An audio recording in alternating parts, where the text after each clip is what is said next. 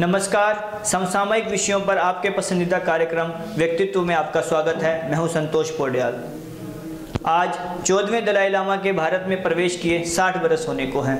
80 बरस के दलाई लामा 1959 से लगातार भारत में निर्वासित जीवन गुजार रहे हैं। तिब्बत की आज़ादी का उनका सपना अभी तक पूरा नहीं हो पाया है। उन्होंने पूरी उम्र तिब्बत के लिए शांति से संघर्ष किया और हमेशा शांति और सद्भावना की वकालत की है।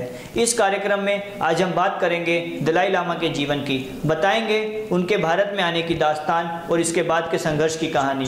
तो शुरू करते हैं आज का व्यक्तित्व।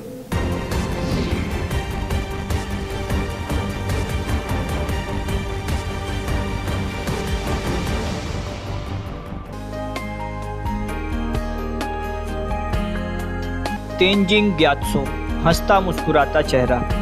उनके चेहरे की मुस्कान में वो तमाम झुर्रियाँ छिप जाती हैं जो उनके 60 साल के संघर्ष की कहानी है।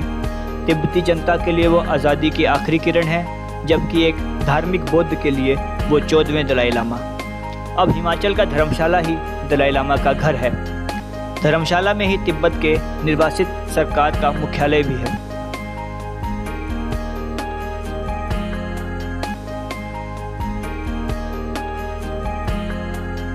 दलाई लामा तिब्बत के आध्यात्मिक धर्मगुरु हैं। तिब्बत की आज़ादी, चीन के साथ रिश्तों और भारत के सहयोग पर वे अपनी राय रखते आए हैं। हालांकि चीन के रुख में कोई बदलाव नहीं आया है। अभी भी दलाई लामा जहां जाते हैं, चीन वहां की सरकारों से आधिकारिक तौर पर आपत्ति जताता है। भारत में दलाई लामा को शरण और तिब्बत की निर्वासित सरकार भारत चीन रिश्ते में एक बड़ी खटास की वजह मानी जाती है। अब उन्होंने खुद को धार्मिक गतिविधियों तक सीमित कर लिया है, फिर भी वे जो कुछ भी बोलते हैं उसे सारी दुनिया में सुना जाता है। दलाई लामा यानी ज्ञान का महासागर। तिब्बती भाषा में लामा को ब्लामा कहा जाता है, यानी श्रेष्ठतम व्यक्ति। बौद्ध धर्म में मान्यता है कि यह नाम केवल एक ही व्यक्ति को दिया जा सकता है। दलाई लामा का जन्म 6 जुलाई 1935 को उत्तर पूर्वी तिब्बत के ताकस्तेर इलाके में हुआ था। किसान परिवार में जन्मे इस बालक का नाम लहामो डोडुंग रखा गया। वह जब 2 वर्ष के थे तब उनकी पहचान 13वें दलाई लामा थुप्तेन ग्यात्सो के अवतार के रूप में रखी गई। 6 वर्ष की आयु में उन्होंने मठीय शिक्षा शुरू की और सन 1959 में 23 वर्ष की आयु में लहासा में अंतिम परीक्षा दी। 1949 में चीन ने तिब्बत पर हमला किया और तिब्बत को हार का सामना करना पड़ा।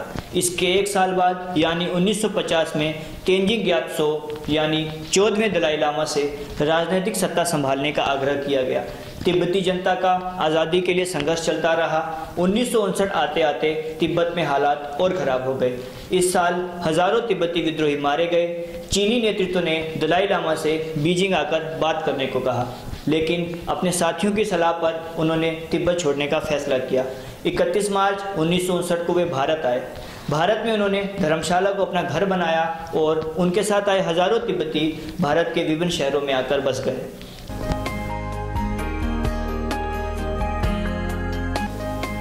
आज भी तिब्बती शरणार्थी भारत में रहकर चीन से अपनी आज़ादी के लिए शांतिपूर्वक संघर्ष कर रहे हैं। दलाई लामा का संघर्ष अभी जारी है। अब देखना यह है कि कब इन लाखों लोगों को न्याय मिलेगा और कब वे सम्मानपूर्वक अपना जीवन व्यतीत कर पाएंगे। संतोष पौड्याल के साथ शुभम जोशी, CTV नेटवर्क।